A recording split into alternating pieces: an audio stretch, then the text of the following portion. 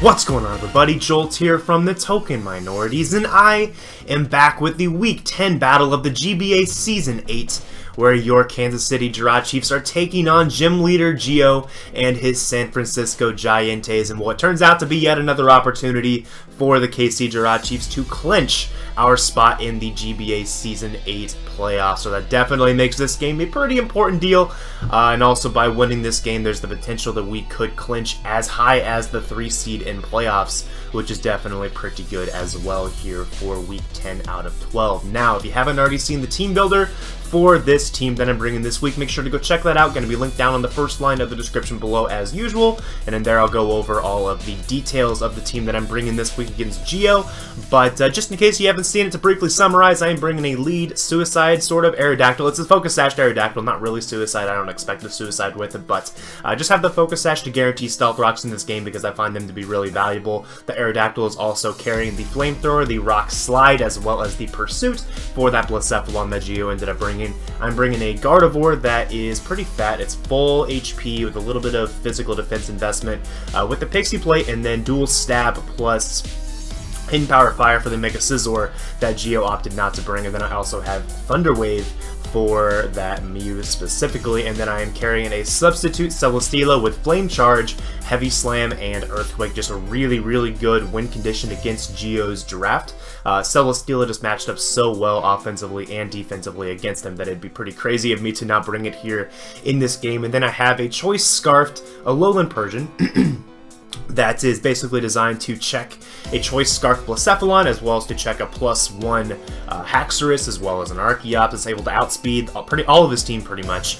The only exceptions being a +1 Rabombi or a Choice Scarf Rabombi if for whatever reason you decided to bring that, or also a Choice Scarf Dugtrio. Don't outspeed that either, but otherwise just a really good annoying Pokemon against this team, especially considering, as you can see, he did not bring a Dark Resist here in this game, and his only Dark Resist on his entire draft was actually the Rabombis. So you can see 2 Darks here on this team. Also bringing the Hydreigon. That set is really gross this week. It is Sub Roost, Dark Pulse, and Thunder Wave once again. So I'm bringing double Thunder Wave this week, mainly because I really need to be able to slow down the Mew, and also if he were to have brought the Toxapex, it'd be really nice to get a Paralysis on that because it makes it easier to deal with something as annoying as a Toxapex when it's not able to move once every 4 turns. Then I'm also carrying the Mega Venusaur this week, which is Leech Seed, Sludge Bomb, Hidden Power Fire, and Synthesis, designed to be one of my defensive responses to more of a check, I guess, to Mega Scizor. I'm not carrying any defense investment on this. I'm max HP, I'm nearly max special attack, and then I have a little bit of speed investment, so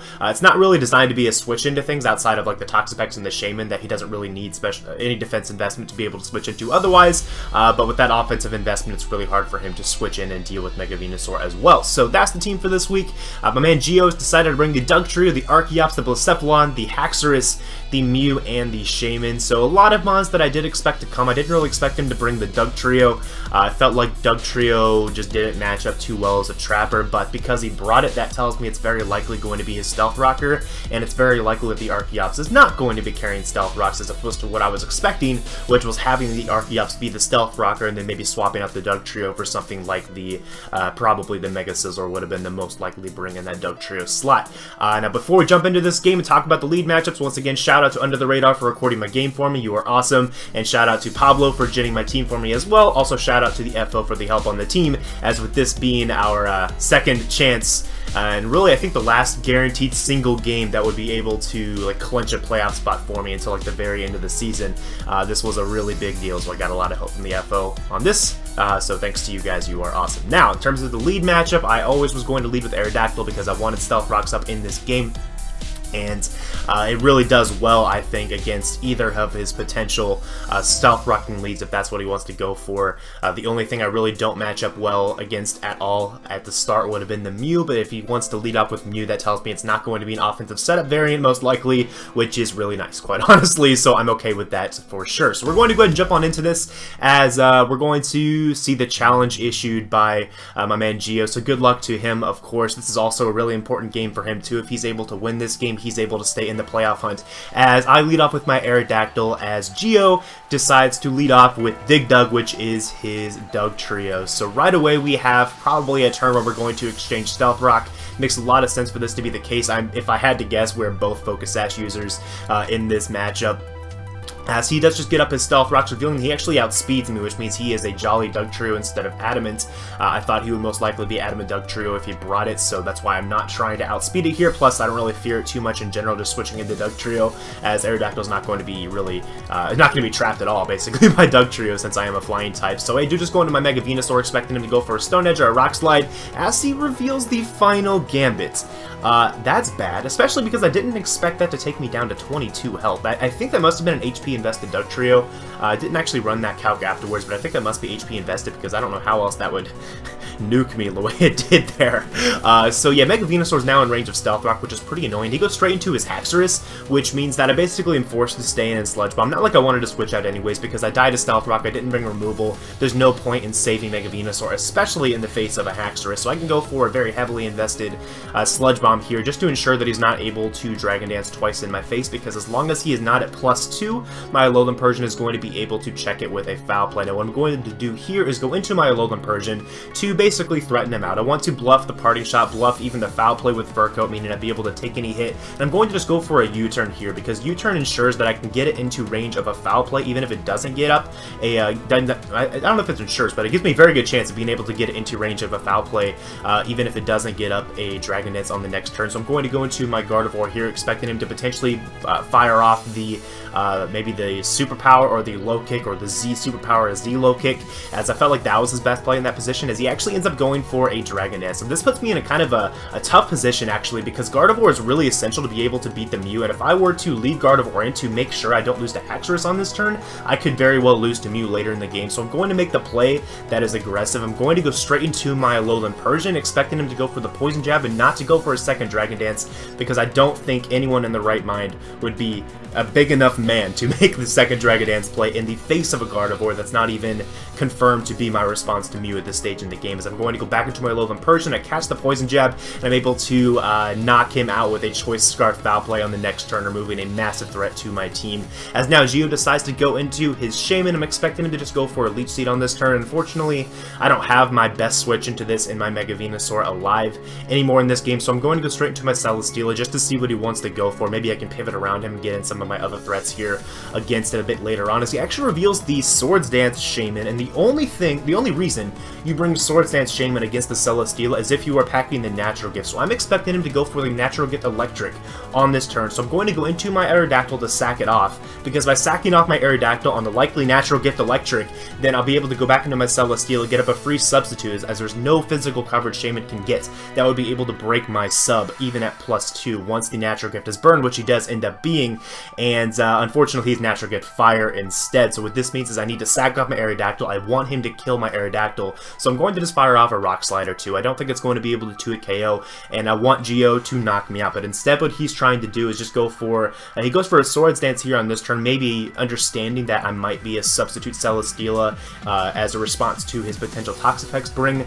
So he goes for another Swords Dance, maybe in an effort to try to be able to break my sub if I were to come in later, as he goes for yet another Swords Dance. So this tells me he's probably trying to sack it off. So now I'm contemplating going into my Celesteela anyways, just so that the Mew doesn't have a free setup opportunity against my Aerodactyl, but I end up deciding to stay in regardless, because I do have faith in my Gardevoir to be able to connect the Thunder Wave if he does go into Mew, as Thunder Wave is 100% going to be my play at this stage in the game, considering I still have multiple responses to Blacephalon healthy. I'm going to be able to use my Hydreigon as an offensive check to Mew once I'm able to get a Thunder Wave off on the Mew as well. Plus, I should be able to fire off at least one Moonblast in conjunction with my Thunder Wave here on this sequence of plays, as I do switch in my Gardevoir here on the Mew that he uses to check me, as he reveals the Rock Polish. So that tells me he's probably going to be Rock Polish, Psychic, Fire Blast, and Dazzling Gleam. That is the most likely set he could possibly have against me here. And then he fires off off a nasty plot. So now he has 2 coverage moves. He has to have 2 of those 3 coverage moves, and it's very tough to know what he's going to have at this stage in the game. But what I do is I just go for the Thunder Wave, like I said before. Thankfully,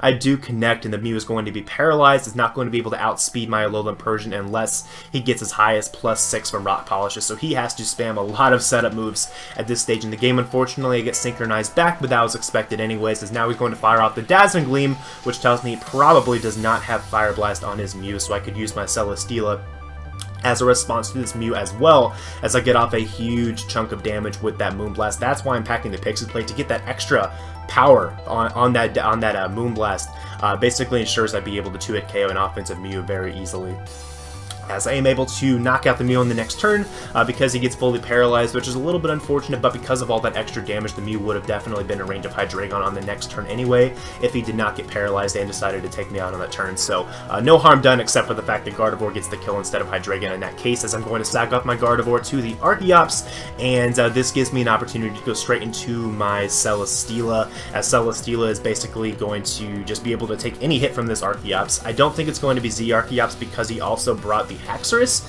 and if it is Z Archeops, then I want to be able to burn the Z Crystal right here so that other members of my team can deal with it as well, as I don't really need Celesteela necessarily to win this game unless it is to deal with this Archeops. So he does just fire off the Power Herb Sky Attack, which was also pretty interesting prep on his end, probably as a means to do a bunch of damage to the Mega Venusaur. That looked like a pretty annoying Pokemon against his team, as he does go down to my Celesteela's Heavy Slam, and now all he has left is that Blacephalon. Blacephalon is going to be able to come in, and I'm expecting him to just go for like a Flamethrower to probably try to take me out. If he is like a speed boosting set, that means that my Hydreigon, still being at full health, is going to be able to beat it on the next turn. If he is a special attack boosting set, then that means that my Alolan Persian is going to be able to guaranteed beat it. But instead, he is he's a Fling set. I don't know what his Beast Boost is, because he just goes for the Fling. It flings a Light Ball and paralyzes my Celesteela. But I just decided to go for the Heavy Slam. I had Earthquake, but I knew Heavy Slam was going to do a lot to Blacephalon anyway, and I kind of just wanted to see a Steel move, basically one-shot a Fire type. Blacephalon is so frail, but we were able to pick up the big win here against Geo in the San Francisco GiEnteis, clinching our spot in the playoffs as at least the number 3 seed based upon how the games went this week. So basically all that means is we're not playing MV in round 1 of the playoffs. As far aside from that, my opponent could either be Lars, could be Geo, could be Joey. Any of those 3 are definitely still in the running, I think, for playoffs. So don't know who my opponent's going to be, but we did end up clinching, which is awesome. Great game to Geo. I thought he played really well. He definitely had a tough matchup. I think we talked about it after the match a little bit, and he was talking about how, like, from his perspective, the matchup was really tough since I had a lot of offensive checks and defensive counters to most of the members of his team, and I do agree for the most part. I think the Mew was an enormous threat against me as well, but that is just one Pokemon compared to many on my team that could have given him a lot of trouble. So yeah, I can get behind that for sure, but overall I thought he played pretty well. I thought his prep was wild. I'd be really interested in seeing his thought process on the prep, but yeah, overall I think it was a pretty good game, and really excited to be able to clinch the playoff spot. Now, in terms of the question of the day, question is related to Natural Gift, the move that you saw Shaman use here, and you actually don't see it too often in draft format, despite it being something that's been around for quite a while. So what do you think is the best Natural Gift user in draft format? There's a lot of mons that get it. I believe it was a TM in Generation 4, so several mons from back then, might be Generation 3, I think it's Generation 4, several mons from back then have access to Natural Gift, and it's a move that has a lot of utility in draft format. Unfortunately, not all of the berries are released, I don't believe, in Sun and Moon and Ultra Sun and Moon, so there's several natural gifts that aren't able to actually be used to their fullest potential, but even so, it's a move that it's kind of cool. If you haven't heard of it, if you don't know how it works, basically a Pokemon holds a berry and clicks Natural Gift, and that Natural Gift, depending on the berry, turns into an attack with a certain base power of a certain type. So you can designate what type and what base power you want that attack to be based upon the berry that the Pokemon is holding. So it's actually a really good move in draft format, but it's also a high risk move because you only have one of those. Now, as you can see in the case of Geo's Shaman here, he had one chance to be able to hit my Celesteela with that Natural Gift Fire. I did sniff it out because there's no reason to run an SD Shaman unless you were also running Natural Gift for Celesteela. But if it had worked, obviously it would have been really devastating for me there for sure. So Natural Gift is a pretty cool move. What do you think is the best Natural Gift user in the format? I think it's probably maybe Breloom, honestly. Might also be like Weavile or Scizor. Those are both pretty good ones as well. I'm gonna say it's I don't even know. I haven't really thought about this. I think I'm going to say Breloom because I like Breloom quite a bit. Breloom's a good Pokemon, so I'm going to say Breloom's the best natural gift user. What do you think? Let me know in the comments below. But I think we are about done here. So once again, great game to Geo. Make sure to go check out his channel. I don't think I ever mentioned that. Make sure to go check out Geo's channel. I'm sorry, Geo. I totally forgot. Make sure to go check him out. Check out his side of the battle as well. And next week we have a game against Lars. It'll be a divisional rematch against Lars. However, with him being like not guaranteed, but a likely playoff opponent as well. I'm still trying to contemplate how I want to approach that game. So yeah, we'll just see what happens on that. But yeah, I think we are about done here. Thanks for coming out, guys. Thanks for watching, and I will see you all next week. Peace.